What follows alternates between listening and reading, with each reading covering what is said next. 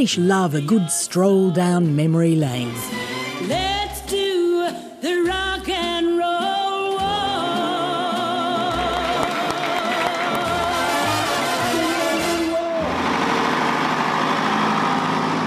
Don't worry about mentioning the war here.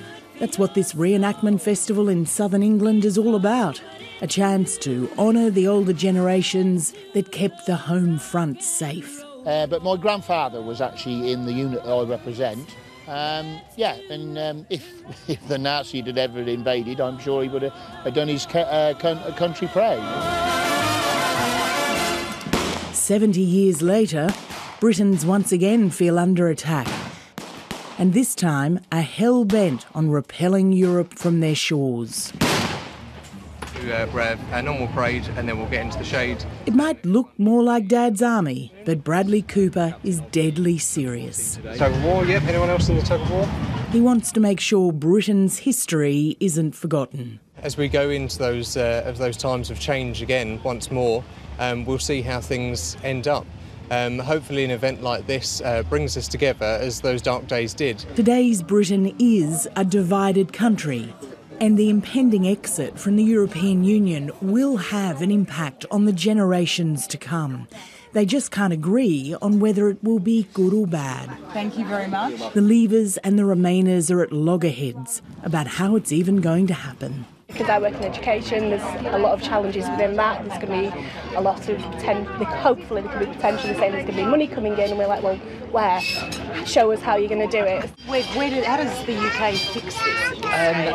Accept that we are going to have a Brexit. There is no possibility of having a soft Brexit. It's going to happen. On the 29th of March next year, Britain will leave the European Union. But the negotiations have gone so badly, the alarms are sounding. I think there's frustration across the board. There's frustration with disagreements between politicians. There's frustration with the pace of the negotiations, which of course is then due to not just the UK but also the EU's approach to it. Anastasia Belyakova is the head of trade policy at the British Chambers of Commerce. The warnings from business have been dire. The uncertainty is killing any optimism about the future, and the threat that Britain could simply crash out of the EU with no deal in place is now more likely than not. If businesses need to prepare for potential changes, they need to know exactly what is going to happen. They need to know how long it's going to take.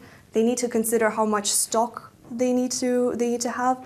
All of this has significant cost implications, as you can imagine. Back in 2000, blockades led to a petrol shortage that emptied shelves and crippled the country. No one wants a repeat of that, but the suggestion that a no deal is odds on comes from the very top of the government. And there was panic when the new Brexit minister told businesses to stockpile food and medicine. And not to worry, the military would be put on standby. 50 pence a pound for your carrots now, 50 pence a pound. Britain currently gets 40% of its food from Europe. So the worst case is that they can't get into the UK because a no-deal Brexit means that the ports are blocked.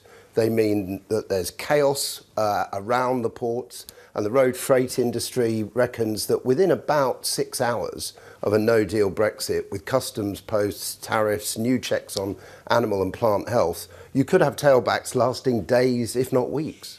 Ian Wright is the head of the Food and Drink Federation. For UK shoppers and consumers, the shock of choice being eroded on their shelves is going to be pretty significant. Now, we're not going to run out of food. We are not going to go hungry.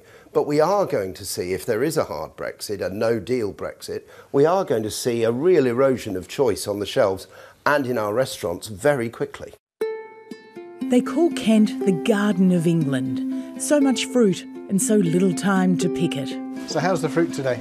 Alistair Brooks relies on migrant workers during the season. Do you have any English staff? Well, one. So we have one. Not 1%, just one.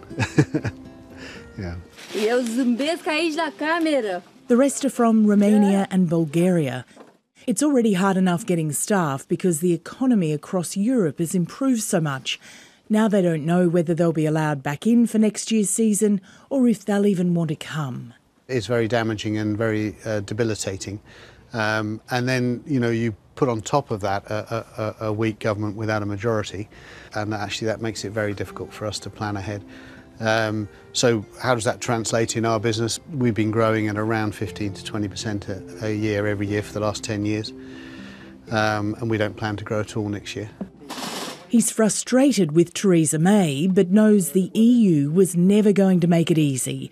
Right now, his staff are the priority. They need some certainty. We need some certainty. Pack up your troubles in your old kit bag and smile, smile, smile. If they could turn back time, most people tell us they wouldn't change their vote.